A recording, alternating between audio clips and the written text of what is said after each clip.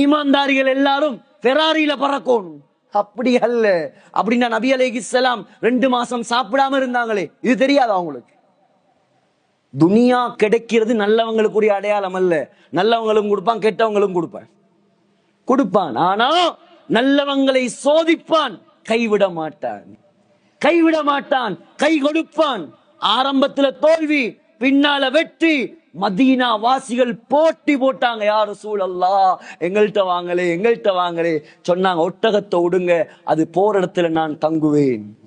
சகோதரர்களே, ஒவ்வொரு கூட்டமா வாராங்க.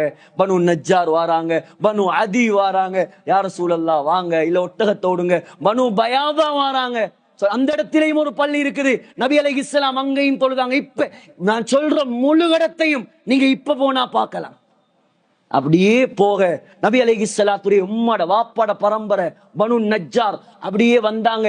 வாள்களை உருவிக்கொண்டு ஸல்லல்லாஹு அலைஹி வஸல்லமுக்கு பாதுகாப்பு கொடுத்து கொண்டு. புகாரில வருது, அனஸ் ரலியல்லாஹு அன்ஹு சொல்றார், ஸல்லல்லாஹு அலைஹி வஸல்லம் கஸ்வா ஒட்டகத்திலே அபூபக்கர் ரலியல்லாஹு அன்ஹு பின்னால அவங்களோட மாமாமார்கள் புடை சூழ ஸல்லல்லாஹு அலைஹி வஸல்லம் சனியத்துல் வதா என்ற வழியால வாராங்க.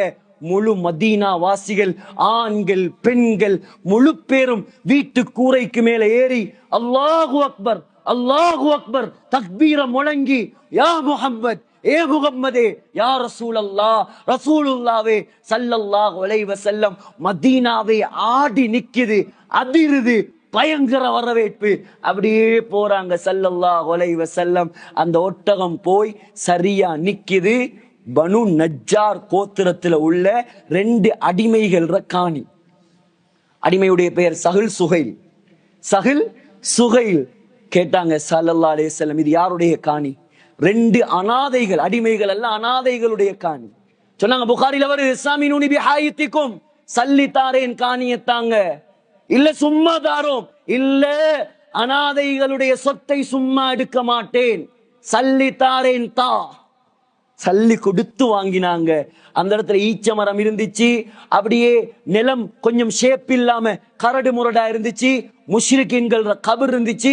எல்லாத்தையும் எடுக்க சொன்னாங்க ஸல்லல்லாஹு அலைஹி வஸல்லம். மண்ணை எடுத்து வாருங்கள், கொலையுங்கள், களிமண் கற்களை செய்யுங்கள், ஈச்ச மர குத்தியை கொண்டு வந்து நாட்டுங்கள், பள்ளிவாசல் கட்டுங்கள். அதுதான் மஸ்ஜிதுன் நபவி. சகோதரர்களே, சிந்தியுங்கள். இப்ப உள்ள மாதிரி இல்ல. ஆரம்பியா பள்ளியிலையும் காவாசி தான். காவாசி 70 முழம் நீளம், 60 முழம் அகலம். முழம் கூரை ஓலை